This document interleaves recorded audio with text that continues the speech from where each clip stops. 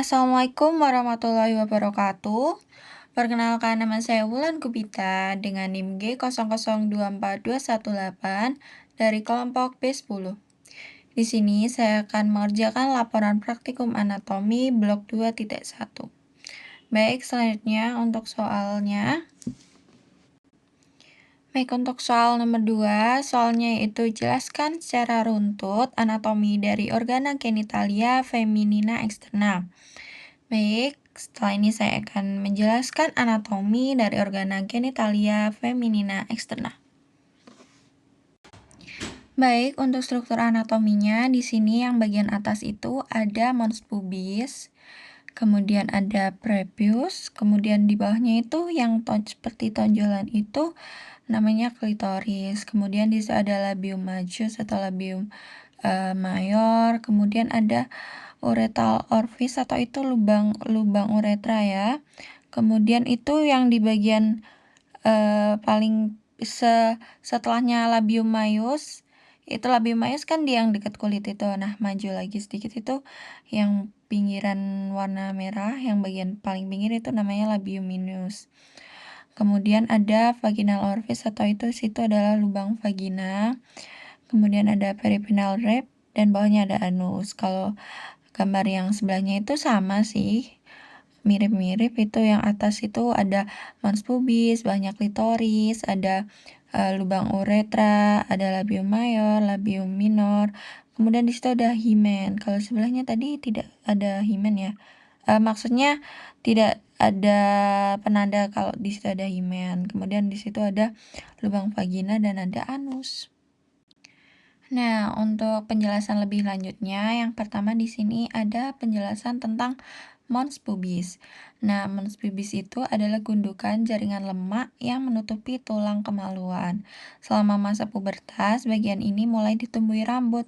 Mons pubis mengandung kelenjar sebasea, yakni kelenjar yang menghasilkan minyak.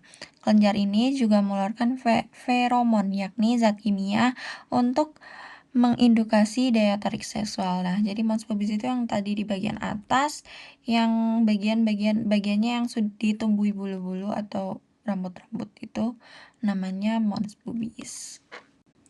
Kemudian ada labia major atau labia mayor. Nah, labia mayor atau bisa berarti bibir besar atau bibir luar, lipatan kulit berdaging yang membungkus dan melindungi organ reproduksi eksternal lainnya.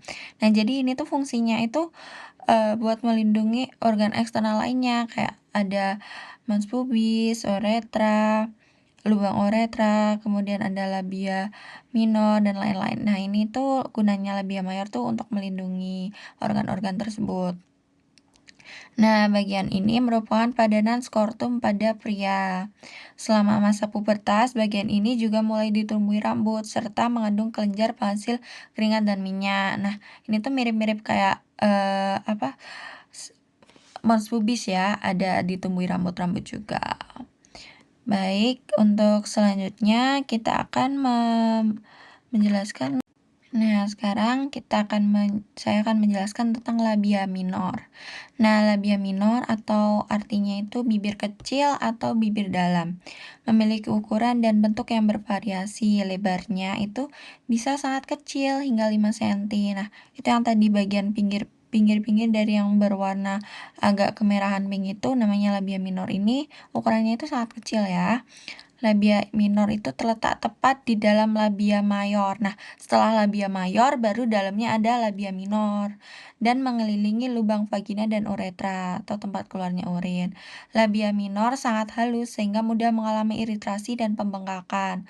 Karena disuplai oleh banyak pembuluh darah, labia minor berwarna merah muda. Nah, kemudian bila ada stimulasi seksual, pembuluh darah di bagian ini akan penuh dengan darah sehingga labia minor tampak membesar dan semakin sensitif terhadap rangsangan.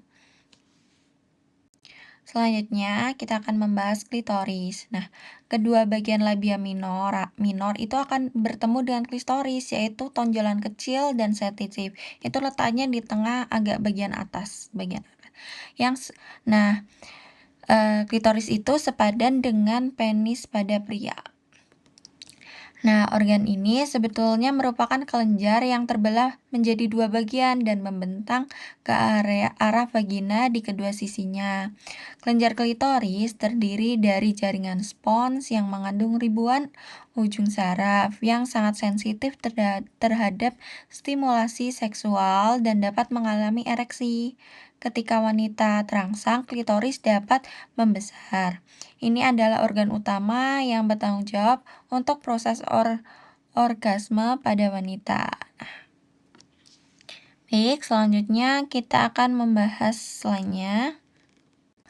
Nah, selanjutnya itu lubang uretra. Ini adalah lubang tempat keluarnya urin. Seperti laki-laki juga jalur keluarnya urin lewat uretra ya, tapi tidak seperti wanita. Uretra merupakan bagian dari sistem saluran kemih dan terletak tepat di atas lubang vagina.